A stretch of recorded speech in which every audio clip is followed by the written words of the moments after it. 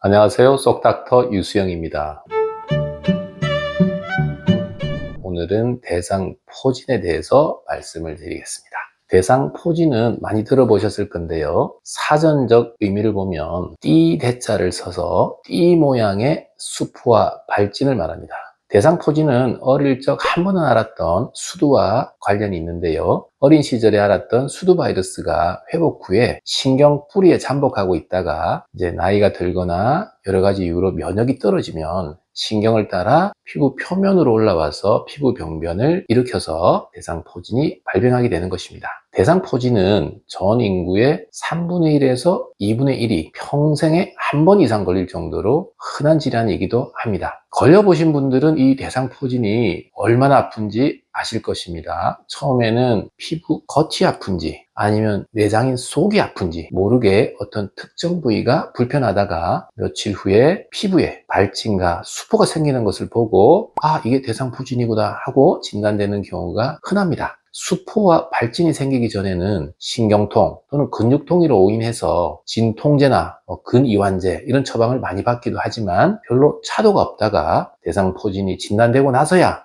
항바이러스 약물과 진통제를 쓰는 경우가 흔합니다. 주로 연세가 드신 분에서 흔히 생기지만 젊은 사람들도 스트레스가 많거나 면역이 떨어지면 생깁니다. 사계절 내내 언제든 발생할 수 있지만 주로 여름철에 많이 발병된다고 알려져 있습니다. 신경을 따라서 잘 생기는데 갈비뼈, 늑간, 갈비뼈 사이죠. 이 신경을 따라 생기기도 하고 엉덩이 또는 허리 다양한 곳에 생기기도 합니다. 이 얼굴의 신경을 따라서 발생하면 심한 통증을 유발하기도 하고 여기는 이제 신경들이 많으니까요. 시신경이나 또 청신경을 침범하면 시력 소실이나 청력 소실을 유발할 수 있습니다. 또 안면 마비로 미각 소실이 생기기도 합니다. 대상포진의 치료는 발견되는 즉시 3일 내 빠른 빠를수록 좋거든요.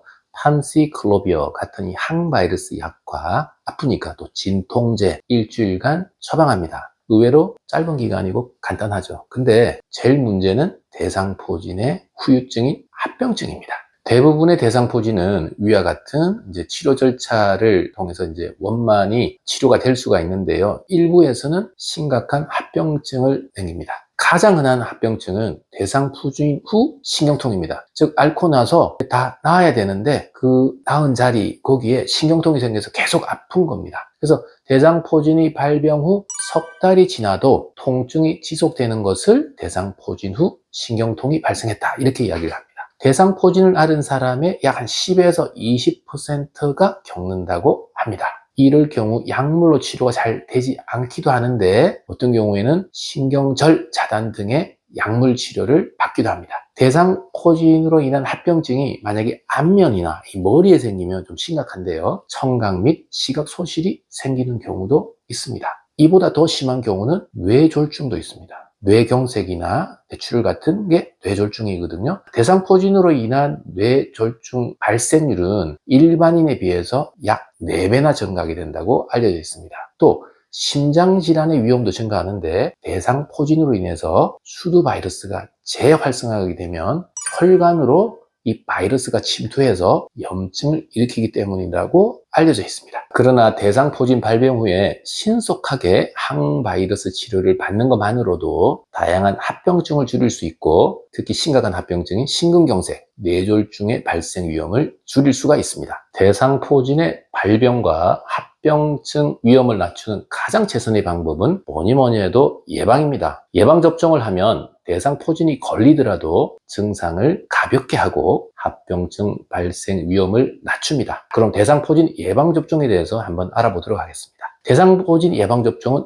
두 가지가 있습니다. 하나는 생백신, 하나는 사백신. 하나는 살아있는 백신이고 하나는 죽어있는 백신의 차이입니다. 사백신, 유전자 재조합 백신의 대표적인 것은 최근에 많이 맞고 계시는 싱글릭스입니다. 이 사백신은 바이러스 일부를 떼어내서 면역 강화를 일으키도록 유전적으로 재조합을 해서 만든 유전자 재조합 백신입니다. 예방 효과 면에서 보면 생백신은요 50에서 한 59세에서 한 70% 정도, 60에서 69세에서 64%, 70에서 79세는 41%, 80세 이상에서는 뚝 떨어집니다. 18% 내외의 예방 효과를 보여줬습니다. 접종은 대신에 장점이 1회만 맞는 겁니다. 또 가격이 저렴합니다.